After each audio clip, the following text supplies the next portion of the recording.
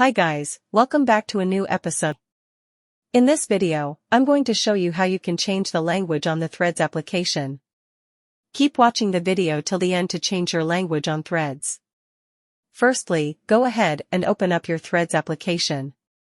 The homepage of the Threads application will appear on the screen. Click on the profile icon at the bottom right corner of the page. You will end up on your profile section of your account. Tap on the three lines at the top right corner of the page. Now, click on the language option. Select the language you want to change and tap on it.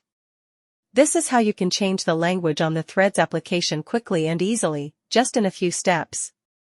If you have any thoughts or queries, let us know in the comment section. Don't forget to subscribe to our channel. Also, press the notification bell icon so that YouTube will notify you whenever we post a new video. I hope this video was helpful to you. Thank you so much for watching.